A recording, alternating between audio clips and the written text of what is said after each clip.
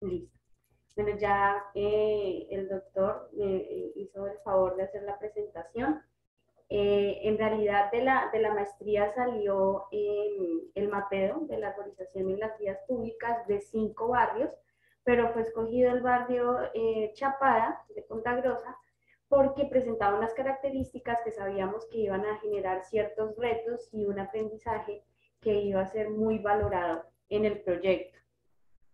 Para iniciar, voy a hacer como un contexto de qué es la arborización urbana. Es una de las categorías del espacio urbano que otorga un beneficio y ayuda a mitigar las consecuencias del crecimiento demográfico que, como todos saben, se han venido dando en las ciudades del mundo, tanto principales como intermedias. La arborización urbana tiene 3 funciones, que es ecológica, estética y social. Dentro de esa categoría existe la arborización de las vías. Digamos que no es una categoría relegada, pero sí es una categoría un poco olvidada. Entonces, y no nos hemos dado cuenta que es una categoría bastante importante porque es la que genera una conexión del transeúnte y del habitante de la ciudad con la poca naturaleza que ha venido desapareciendo por causa del crecimiento de edificaciones y por los paisajes de concreto que las ciudades van dando a medida que van creciendo. La arborización de las vías genera esa biodiversidad también, conecta con las pocas áreas verdes en algunas ciudades, no estoy hablando de todas, en algunas ciudades, especialmente en las de Colombia, la arborización no es una preocupación para los gobernantes. Entonces sí es una problemática que se tiene que abordar, se tiene que crear un debate alrededor de esto por causa del cambio climático, por causa digamos, las visuales que están teniendo las personas. No nos podemos llenar solo de concreto y olvidarnos de los espacios verdes que son tan importantes para las relaciones sociales, para de hecho las relaciones interpersonales, o sea, con uno. De verdad es muy importante, cosa que se ha ido olvidando a medida que pasa el tiempo. ¿Cuáles son los beneficios del arbolado urbano? Todos los conocemos, la disminución de la contaminación auditiva, básicamente es cuando tenemos muchos árboles, supongamos, y vamos por la vía conduciendo, se escuchan los pitos, las bocinas, digamos, en algunos casos se siente el caos de gritos, tal vez, bueno, a medida de los trancones. Y al tener los árboles, muchos árboles, ellos ayudan a que esas ondas sonoras vayan disminuyendo, se vayan como filtrando en medio de ellos, haciendo que el impacto auditivo sea mucho menor. La regulación del microclima, que viene de la mano de la disipación de las islas del calor, que son bien conocidas, y en ciudades donde las temperaturas son muy altas, se siente aún más. La disminución de la polución. Algunos árboles tienen la característica de como atrapar la polución atmosférica y dejar algunos gases en sus hojas, evitando que se esparzan en la atmósfera. Y la producción de oxígeno, que es la que nos beneficiamos a diario nosotros. Para eso, en vista de la problemática que se tiene, se ha visto la necesidad de realizar inventarios arbóreos. Son inventarios que están realizados para conocer netamente el patrimonio arbóreo de las ciudades. ¿Cuál es el fin? Es conocer el déficit de los árboles, porque son muy pocas las ciudades que tienen el número de árboles por habitante adecuado. La mayoría en Latinoamérica tienen un déficit. La manera como han sido plantados, cómo se están manejando, de qué manera se están mitigando algunos daños que por plantaciones inequívocas, pueden afectar a los transeúntes y el mantenimiento de las especies que ya están. Pero surge una pregunta, y es que al hacer los inventarios, lo ideal sería realizarlos en campo, es decir, in situ, ir al sitio, contar los árboles, mirar la especie, su estado, y así hacer los estudios y los planes de mitigación. ¿Qué pasa con esto? Esta situación sería la ideal, pero es muy costosa, digámoslo así, para las organizaciones encargadas de eso en las ciudades. Y como aún no es una alerta roja, pues no están sus prioridades. Entonces es muy difícil que una ciudad invierta en este tipo de cosas y que esté la cantidad de profesionales necesarios. De ahí surgió el proyecto. ¿Cómo nosotros podemos hacer este inventario por medio de la utilización de la percepción remota? Sin embargo, sabemos que es una tarea difícil porque vamos a depender de las imágenes de alta resolución, que son en algunos casos costosas, que ya teniendo la imagen vamos a poder encontrar una baja separabilidad espectral entre las copas de los árboles, es decir, vamos a tener confusiones como de no visualizar claramente si es un grupo de árboles o simplemente es un árbol muy frondoso. Y a medida que fuimos realizando el proyecto nos dimos cuenta que las sombras presentes en la imagen nos iban a generar mucha confusión. Sin embargo, creíamos que ese era el camino adecuado para lograr hacer un inventario, por lo menos preliminar, del patrimonio de los árboles del barrio. Bueno, ¿cómo fue que podíamos hacer el reconocimiento de los árboles?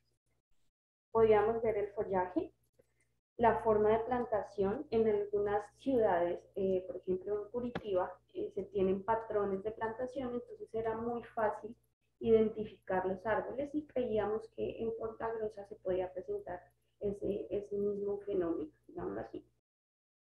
El comportamiento que se tiene en la imagen, es decir, sabíamos qué colores iba a tener, sabíamos, digamos, tal vez los anchos de los árboles y los íbamos a identificar con mayor facilidad. Y el estado de la vigorosidad del árbol, es decir, teníamos que tener presente, en Punta Grossa se dan las estaciones, ver en qué estación estaba la imagen que habíamos adquirido. Porque no es lo mismo tener, a pesar de que no se manifiestan las estaciones como en los países que las tienen presentes, sí se da el otoño y sí se da la primavera, pero pues no íbamos a encontrar, por ejemplo, en invierno palitos de solo los árboles, no. Sí íbamos a ver una diferencia que iba a cambiar tal vez el reconocimiento de los árboles. Bueno, el objetivo fue presentar metodologías orientadas a píxel, como la clasificación supervisada y el análisis visual, junto con la utilización del NDVI, que como todos saben no lo podíamos meter como una clasificación, pero sí sabíamos que nos iba a ayudar a identificar la vegetación presente en la ciudad.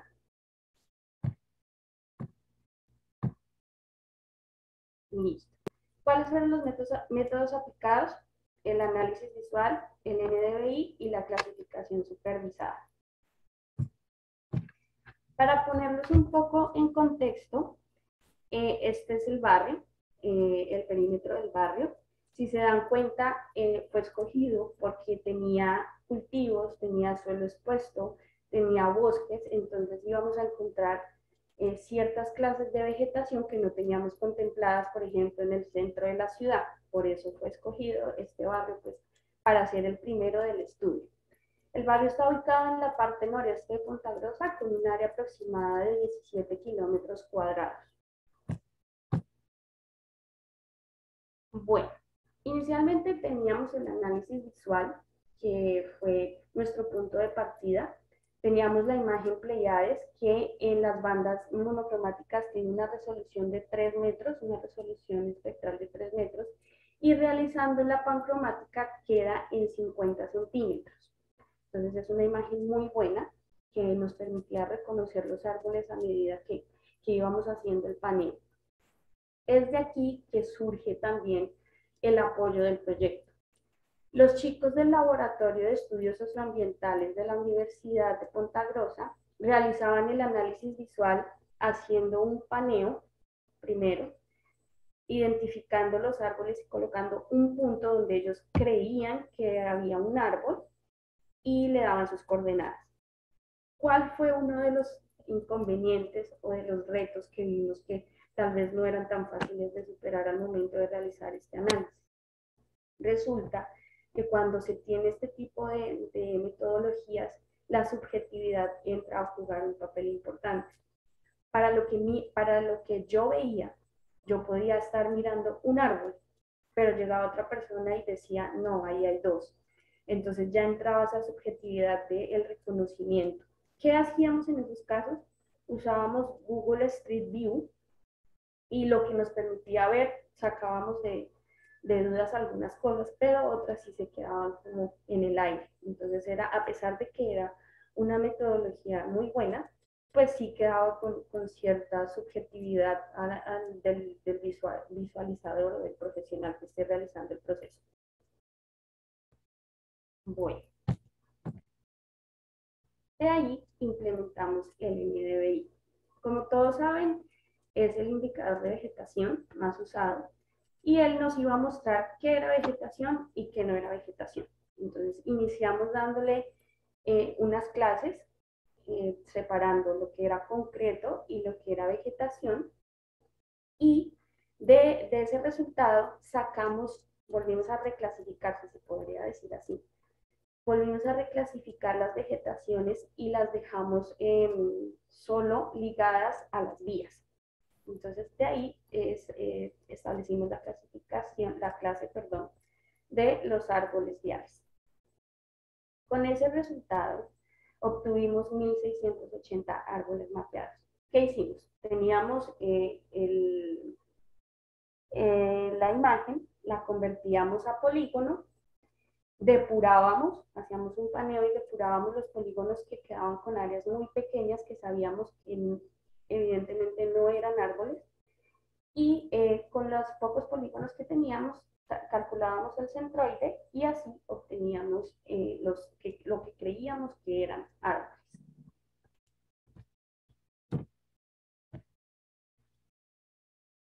Para el caso de la clasificación supervisada, realmente fue de la mano con la clasificación no supervisada y una segmentación que le hicimos a la imagen para saber por lo menos cómo se estaba comportando interiormente con el software.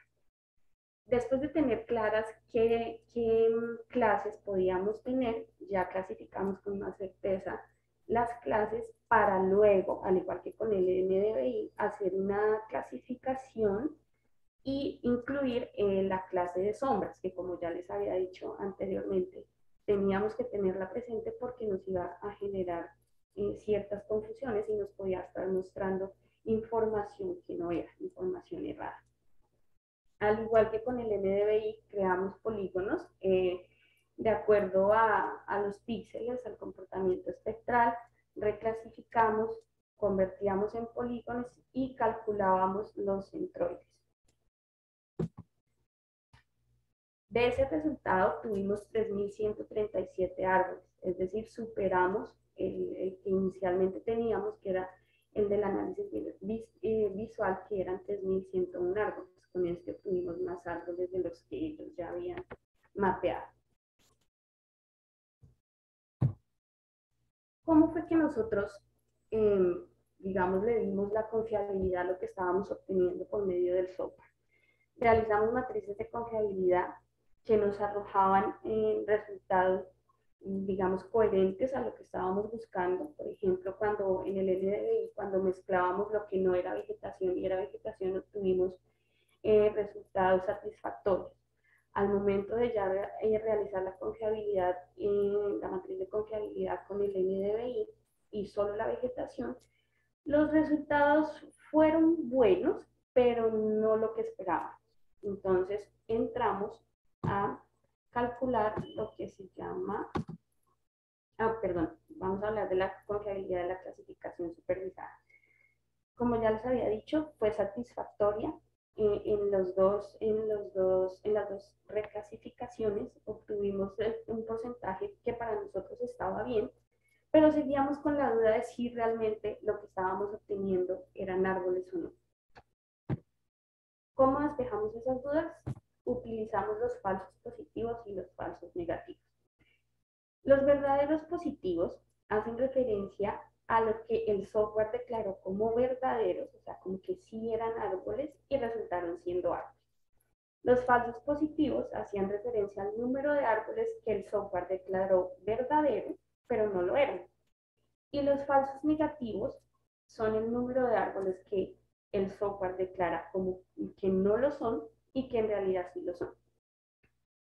¿Cómo obtuvimos esa información? Realizamos un buffer de 10 metros a los árboles, es decir, 5 metros para un lado y 5 metros para el otro. ¿Por qué hicimos esto? Porque nos dimos cuenta que los centroides, a pesar de que, como bien lo dice, son centroides, estaban arrojando movimientos hacia los lados lejanos, pero sí eran árboles. Entonces decidimos hacer un buffer de influencia como para no volvernos locos y poder obtener los resultados de los falsos positivos y falsos negativos. Esta fue la tabla de lo que obtuvimos. En realidad fueron falsos negativos 618, verdaderos positivos fueron 891 en el caso del NDVI, y en la clasificación supervisada obtuvimos 2.856 positivos y falsos negativos 84. Digamos que son los dos resultados que más nos interesaban. ¿Qué concluimos de esto? Que de esos 1.680 árboles, solo 891 fueron verdaderos con el NDVI. ¿Qué debemos tener presente? Que el NDVI, como se maneja con bandas monocromáticas, obviamente su resolución era de 3 metros en comparación con la pancromática, que era de 50 centímetros. Entonces nos dimos cuenta que no lo podíamos poner a competir, pero sin embargo sí nos ayudó muchísimo a identificar lo que era vegetación y que no era vegetación. ¿Qué podemos concluir de esto? Que más adelante podemos utilizar el NDVI no como un clasificador, sino como una banda que nos va a ayudar a estar aún más seguros de lo que es vegetación y que no. En el caso de la clasificación supervisada, de 3.137 árboles, 2.856 resultaron verdaderos. Es decir, estuvo bien, fue satisfactorio. La mayor conclusión que tuvimos y que realmente no la abordamos en la tesis fue los tiempos. El análisis visual los chicos lo hicieron prácticamente, si no estoy mal, en 6 meses, el reconocimiento de los árboles. Eso es mucho tiempo, es un desgaste bastante fuerte y todavía queda la subjetividad del observador. Con estas dos metodologías, la demora fue prácticamente con las dos de una semana, no fue más. Y los resultados no fueron tan locos como creíamos que podían llegar a ser. Entonces, creemos que es un buen paso. De igual manera, ya en la actualidad se están haciendo reconocimientos de arborización utilizando programación orientada a objetos, que es Jovia. Ya Berlín y Holanda realizaron un muy buen proyecto con esta metodología y esperamos poderlo hacer nosotros en un futuro y ayudar un poco a que las ciudades tengan presente su patrimonio arbóreo y tengamos conciencia de la importancia que es tener plantaciones de árboles en nuestras ciudades. Muchísimas gracias por escucharme. Estas son algunas referencias y quedo atenta a sus preguntas. Muchas gracias.